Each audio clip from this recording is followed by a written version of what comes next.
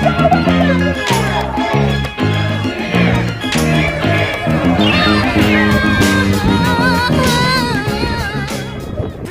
to you.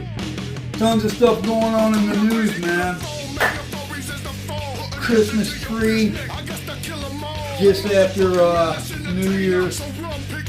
Everybody's happy and lovey-dovey in the country right now. I was just watching Mike Ritland with this dude.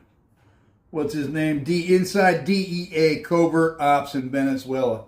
You know, is that the same Venezuela that the government just came out and said that there wasn't any cocaine trafficking or any cartel there? The same one that in 2007 the Department of Justice said that less than 1% in their 2006 publication that they published on their website, it's there right now, you can go look at it, says that it has less than 1% of cocaine production or drug trafficking emitting from Venezuela.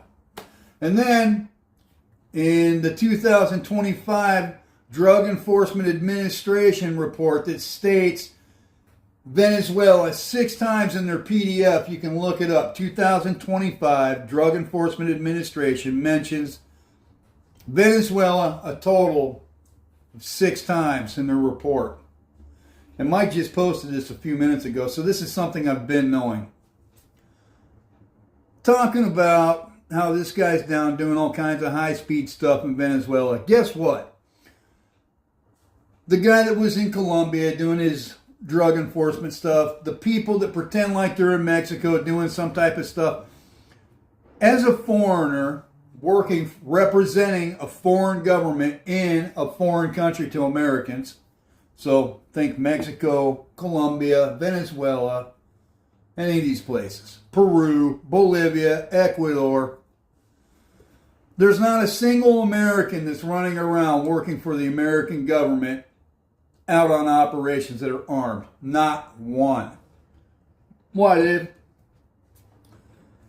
Before we get to the why of that, let's just talk about when foreigners are allowed to be armed in Mexico or in Venezuela or in Colombia or anything like that, doing any type of thing. There's one instance of it, and it's on security details and security operations when they're either working at the embassy or they're accompanying foreign politicians, American politicians as it would be.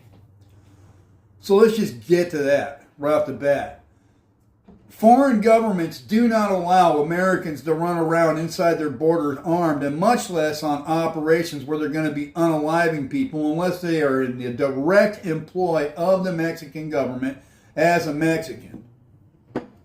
Period. Why? Because if you shoot someone and something goes sideways and there's people that are dead, it's going to become a huge diplomatic fiasco. So when you're watching all of these vet bro communities that like to have all this stuff and talk all this crazy shit like they know what the hell's going on, they do from an operational standpoint, an American operational standpoint in terms of investigations that they're doing. That I've got no doubt that they know exactly what they're going on, and they are gathering evidence. They are not out on any type of high-speed mission or something like that where they're in any sense of source of direct combat danger at all. They are in danger in the sense that cartels, if they exist, unlike in Venezuela, per the American government, DOJ, DEA, and others, their own admission. So this Mike Ritland guy, Mike, I don't know what's up with your guest today, dude. That's not what their own documents state. They state that there's no cocaine production in Venezuela. And the 6 times that the Drug Enforcement Administration in 2025 points at Venezuela, they're talking about Venezuelan gang members here in the United States peddling drugs at a street level, not internationally. You know, I started doing these videos, and a lot of people don't like what I have to say, and I'm not popular, and I don't give a damn. I'm not here for any of that. People like me don't wind up in Russia or in the Bering Sea or in Mexico doing what I was doing because I'm looking to be popular or even known. I don't even bother coming up with a YouTube channel until I come back here and I see all this smoke and mirrors going on YouTube. There's a lot going on in the country about how divided the country is, and rightfully so. The country should be divided right now because the powers that be are doing everything they can to push us into a civil war to bring about a global government. But that's another video, and I'll get more into that later. I want to go surfing right now, man. I watch all these vet bro people stick all these DEA operatives on and stuff like that and try to glamorize all this shit. You know, you've got you go down to Safeway and you got Mill Team 6 Gravy Seal dude wearing a tack vest with a plate carrier. Everybody, many of the people that are in the law enforcement ranks, 100% of the people in Uvalde will not respond to children being butchered right there in front of them. Hand sanitizers, checking their phone and fist bumping each other in the hallway while children are being slaughtered, and they're heroic. And then you listen to them talk about, we're going to do whatever it takes to make it home at the end of our shift. When me and my brothers and other people potentially in Afghanistan and Iraq and other places where real shit goes down, you don't put on that uniform. In fact, I just talked to one of my buddies that's also served in the military here, and I was talking to him. I asked him his opinion on it. Hey, his name's Mike. I'm like, Mike, when you put on that uniform, did you make a deal to die if that was the requirement of putting that uniform on? And the answer is an unequivocal yes. You don't put on a uniform unless you're willing to die over it. So this whole mindset would rather be tried by 12 than carried by 6, have to do whatever it takes to make it home at the end of your shift. People like that and people that are spreading that narrative, as far as I'm concerned, shouldn't ever be in the presence of a uniform. Everybody should be carrying a weapon because your life is yours to protect, and there's no one there to protect you except you when something's going down, and nobody cares about you more than you do. Right there.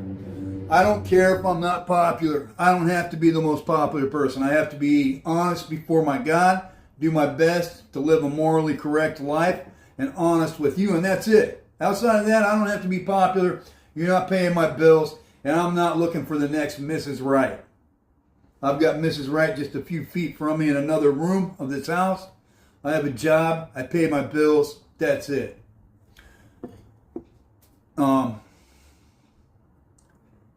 This whole warrior ethos thing that's going on and everybody consuming all of these high-speed programs. Get on a fucking plane, go deploy to wherever it is you think your fucking problem is, and go deal with it without the safety net of the American government taking care of you. I did. I've done it more than once. I watch all these people from the safety of their computers sit there typing away feverishly on all of these Facebook posts.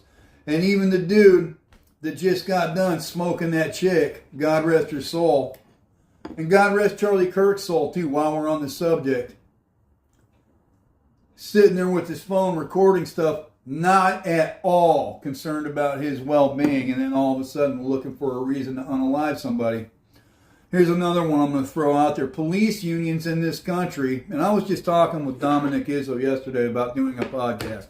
Police unions in this country and others have fought tooth and nail to prevent the creation of a database to track all the people that are unalived in police custody. You have the Marcy Detention Facility debacle. You have the person that was killed that didn't even do anything in his trailer because they had the wrong address in New London Police Department.